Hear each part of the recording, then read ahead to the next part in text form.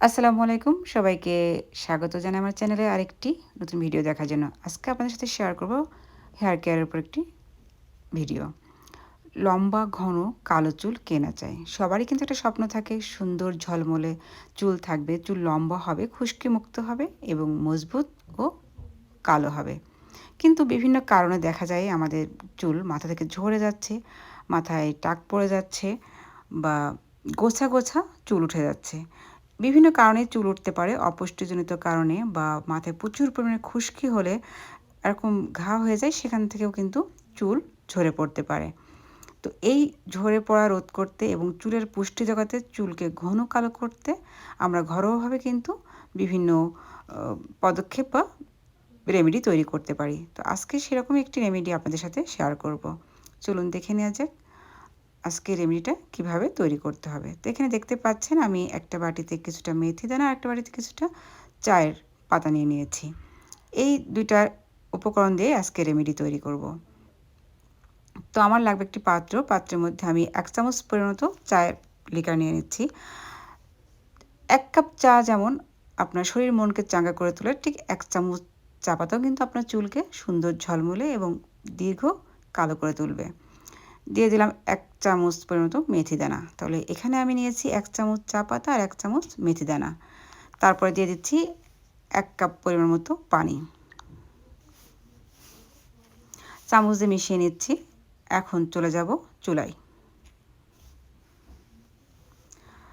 চুলায় বসিয়ে দিয়ে আমি চুলাটা অন করে দিচ্ছি।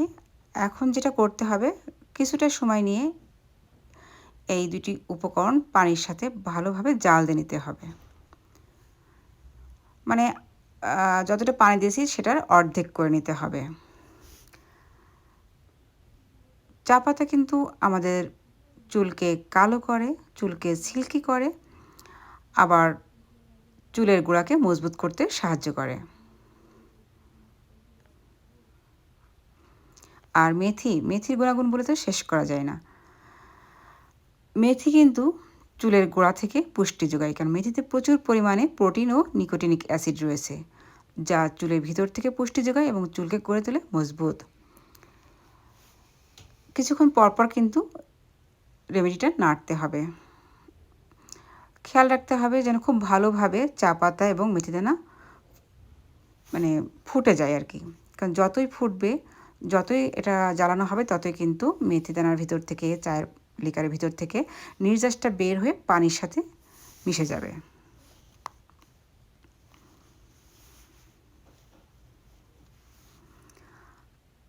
আমি চেক করে দেখছি মেথি দানাগুলো ফুলে উঠেছে।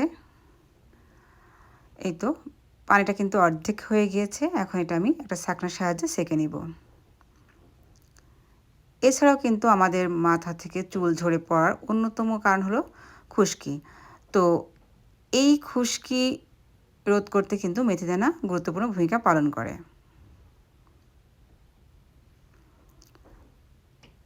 বিশেষ করে মাথায় ছত্রাক বা এখন যেহেতু শীতকাল, ত্বক শুষ্ক, এই শুষ্কতার কারণেও কিন্তু খুশকির জন্ম নেয়। তো মেথির রস ব্যবহার করলে কি হবে? মেথি মাথার পুষ্টি যোগায় এবং ছত্রাক সংক্রমণ রোধে কার্যকরী ভূমিকা পালন করে, যার ফলে কিন্তু আপনার মাথার খুশকির প্রবণতা অনেকটা কমে আসবে।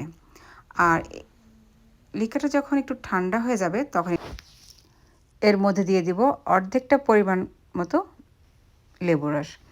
অর্থাৎ একটা লেবুর অর্ধেক থেকে যতটুকু রস পাওয়া যায় সেটা এর মধ্যে অ্যাড করে দিব। দিয়ে আবার ভালোভাবে মিশিয়ে নেব। লেবুর রস ছাড়াও আপনারা এটা ব্যবহার করতে পারবেন, কোনো সমস্যা নেই। তবে লেবুর রস দিলে খুশকিটা দ্রুত দূর হয়ে যাবে। আমি একটু হাতে নিয়ে দেখছি এটা টেক্সচারটা কেমন হয়েছে। হ্যাঁ, লেবুর রস ভালোভাবে মিশে গিয়েছে। এটা এখন সম্পূর্ণ তৈরি হয়ে গেছে মাথা ব্যবহারের জন্য। এখন আমি বলে দেব কীভাবে ব্যবহার করবেন, কখন ব্যবহার করলে বেশি ভালো ফলাফল পাওয়া যাবে। এই যে দেখতে পাচ্ছেন, এই ধরনের একটা কটন বল নিয়ে নেবেন। তারপর সেটা স্যামের মধ্যে ভালোভাবে ভিজিয়ে চুলে বিলি কেটে কেটে চুলের গোড়ায় লাগিয়ে নেবেন। চুলের যত্নের পাশাপাশি কিন্তু আপনাকে আয়োডিন ও ভিটামিনযুক্ত খাবারও খেতে হবে, কারণ আয়োডিন ও ভিটামিনের অভাবেও কিন্তু চুলের যে স্তরের রঙের কোষ তৈরি হয়, সেই স্তরের নখগুলো কী হয় ভেঙে যায় এবং যার ফলে চুল সাদা হতে শুরু করে। তো আপনারা এটা রাত্রেও ব্যবহার করতে পারেন। তো সবচেয়ে বেশি ভালো হয় গোসলের আধা ঘন্টা বা ৪০ মিনিট আগে চুলের গোড়ায় এটা লাগিয়ে নিতে পারেন। আর যেহেতু নারিকেল তেল নাই সেহেতু যেকোনো সময়ে আপনারা এটা ব্যবহার করতে পারেন। এভাবে পরপর ৩ দিন লাগাবেন। আর এটা লাগানোর পর গোসলের সময় শ্যাম্পু করে ভালোভাবে চুল ধুয়ে নেবেন। ৩ দিন পরই আপনি আপনার কাঙ্ক্ষিত রেজাল্ট পেয়ে যাবেন। চুল হবে কালো, মজবুত এবং খুশকিমুক্ত। চুল ঝরে পড়া চিরতরের জন্য একদমই বন্ধ হয়ে যাবে।